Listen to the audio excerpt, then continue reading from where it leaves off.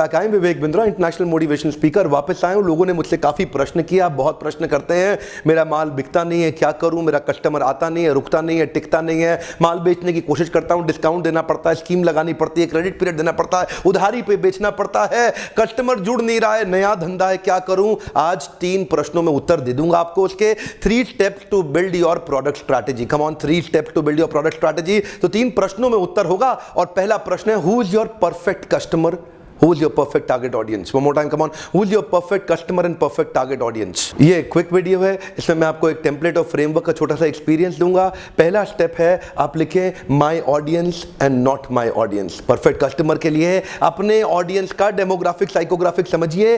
पहले लिखिए my audience और लिखिए नॉट माय ऑडियंस। इसका अर्थ क्या हुआ?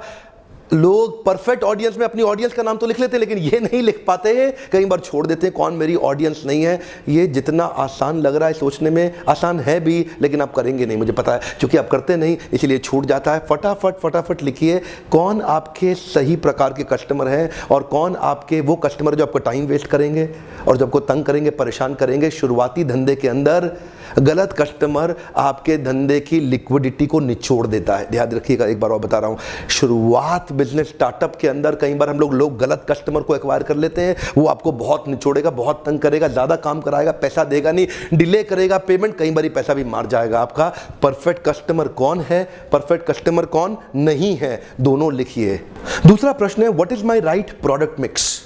What is your right product mix? Product mix का अर्थ क्या है? आपका हाई फोकस प्रोडक्ट, लो फोकस प्रोडक्ट और नो फोकस प्रोडक्ट, तीनों प्रकार के प्रोडक्ट लिखिए। क्योंकि आपको परफेक्ट कस्टमर समझ में आ गया ना, ये ऊपर वाले प्रश्न में आपको क्लियर हो गया ये आपका परफेक्ट कस्टमर है। अब इसके लिए तो माल बनाना नहीं है, सबके लिए माल बनाना नहीं, केवल इसके लिए बनाना है। जो भी आपकी सर्विसेज प्रोडक्ट्स जो भी आप बेच रहे हैं, अपना आइडिया प्रोडक्ट सर्विसेज, इसके हिसाब से हाई फोकस प्रोडक्ट पे ज्यादा फोकस करिए। लिखिए कि इनको क्या क्या प्रोडक्ट चाहिए होगा। अब आपको हर चीज नहीं बनाना, come on, don't not try to make everything, do not focus on everything. Come on, दीवार को धक्का नहीं लगाते। One more time, come on, दीवार को धक्का नहीं लगाते, दीवार को धक्का मत लगाइए। अपना हाई फोकस प्रोडक्ट आइडेंटिफाई कर लीजिए अपनी मार्केट के अंदर, कहां से आपका सबसे बड़ा रेवेन्यू निकलने वाला है। कभी कभार लो फोकस प्रोडक्ट पे भी काम करना पड़ता है, वो एक्चुअली इसलिए क्योंकि कुछ आपने अपने मेन प्रोडक्ट लाइन के साथ कुछ थोड़ी बहुत सपोर्टिंग आइटम भी रखी ना, तो उससे कस्टमर आपके साथ टिका रहता है। तो इसीलिए हाई फोकस प्रोडक्ट को अपने पास रखें, उस पर फोकस रखें, और साथ में लो फोकस कंट्रीब्यूटिंग प्रोडक्ट को थोड़ा बहुत संभाले रखें, ताकि इसको खरीदने के लिए कस्टमर कहीं और ना चला जाए। और नो फोकस प्रोडक्ट को पोर्टफोलियो से बाहर कर दें, क्योंकि ये आपका डेड स्टॉक बन जाएगा, क्योंकि ये आपकी डेड मैन पावर हो जाएगी, क्योंकि ये आपका non contributing, non value adding resource होगा, और जो आपकी लिक्विडिटी और प्रॉफिटेबिलिटी दोनों पे बड़ा असर डालेगा, और ये डेड स्टॉक आपको तंग करता रहेगा। तो come on, high focus, low focus और नो फोकस तीनों को डिवाइड करके लिखना शुरू कर दीजिए। माइंड में तो आपके होगा, काफी कुछ होगा, लेकिन पेपर में आते ही वो क्लैरिटी इजी होती है। और जब आप अपने लिए स्ट्रैटेजी टाइम बनाते हैं, जिसको मैं बोलता हूं ritual of 60 minute solitude, come on, RISIMIS, इसका मतलब है रिचुअल ऑफ 60 मिनट सॉलिट्यूड। आप अकेले बैठ करके 60 मिनट, 1 घंटे के लिए बैठिए, जहां पूरा आप अपना बिजनेस स्ट्रैटेजी बनाएंगे। अलग अलग पेपर पर लिखते ही आपको अचानक और आइडियाज आने शुरू हो जाएंगे। वैसे आपके खाली ब्रेन में पीछे छुपे दबे अटके हुए रह जाएंगे, जो कभी कभी ही फोकस तरीके से काम हो पाएगा। और तीसरा प्रश्न ले लीजिए, what is your value proposition?